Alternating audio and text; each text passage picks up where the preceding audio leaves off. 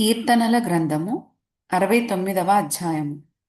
దేవా, జలములు నా ప్రాణము మీద పొర్లుచున్నవి, నన్ను రక్షింపుము.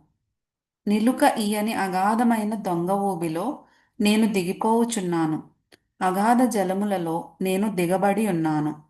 వరదలు నన్ను ముంచివేయుచున్నవి. నేను మొర్రపెట్టుట చేత అలసి ఉన్నాను. నా గొంతుక ఎండిపోయెను. నా దేవుని కొరకు కనిపెట్టుట చేత నా కన్నులు క్షీణించిపోయెను. నిర్నిమిత్తముగా నా మీద పగపట్టువారు నా తల వెంట్రుకల కంటే విస్తారముగా ఉన్నారు.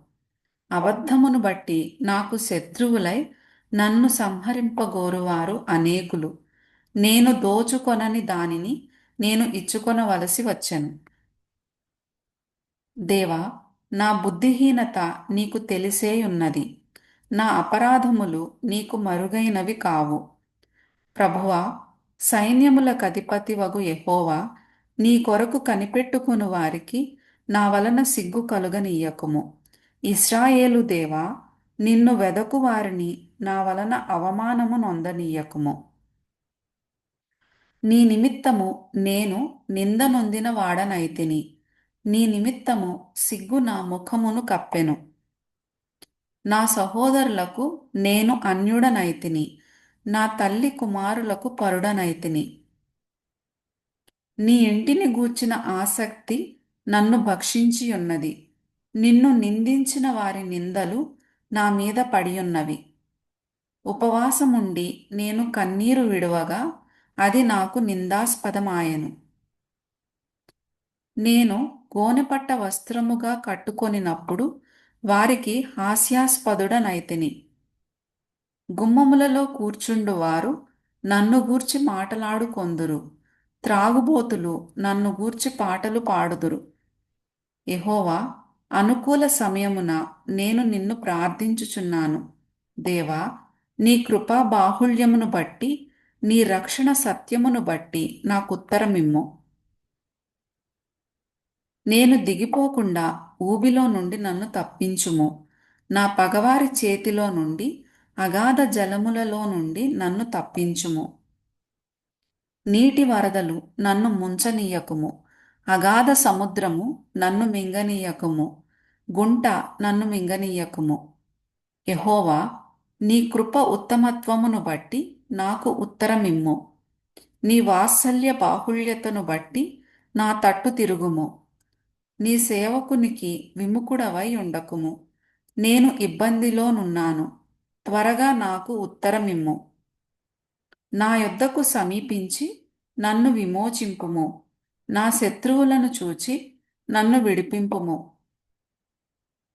నిందయు సిగ్గును అవమానమును నాకు కలిగెనని నీకు తెలిసియున్నది. నా విరోధులందరూ నీకు కనబడుచున్నారు.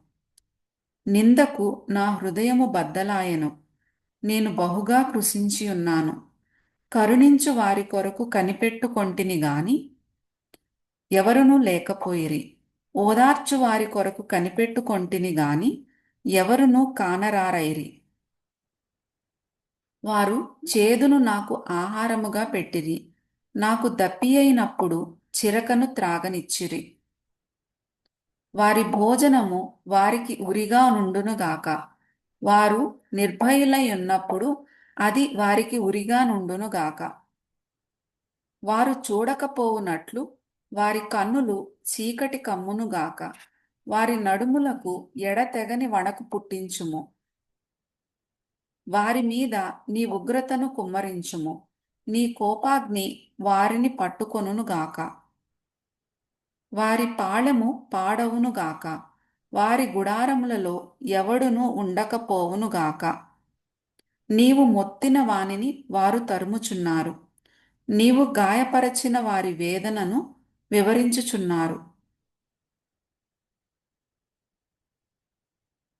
దోషము మీద దోషము వారికి తగులనిమ్ము. నీ నీతి వారికి అందనీయకుము. జీవ గ్రంథములో నుండి వారి పేరును తుడుపు పెట్టుము. నీతిమంతుల పట్టీలో వారి పేరులు వ్రాయకుము. నేను బాధపడిన వాడనై వ్యాకుల పడుచున్నాను. దేవా, నీ రక్షణ నన్ను ఉద్ధరించునుగాక. కీర్తనలతో నేను దేవుని నామమును స్తుతించెదను. కృతజ్ఞతాస్థుతులతో నేను ఆయనను ఘనపరచెదను. ఎద్దు కంటెను, కొమ్ములును డెక్కలును గల కోడె కంటెను అది యెహోవాకు ప్రీతికరము. బాధపడువారు దాని చూచి సంతోషించుదురు. దేవుని వెదకువారలారా, మీ ప్రాణము తెప్పరిల్లునుగాక. యెహోవా దరిద్రుల మొర్ర ఆలకించువాడు. ఖైదులో నుంచబడిన తన వారిని ఆయన తృణీకరించువాడు కాడు. భూమ్యాకాశములు ఆయనను స్తుతించునుగాక.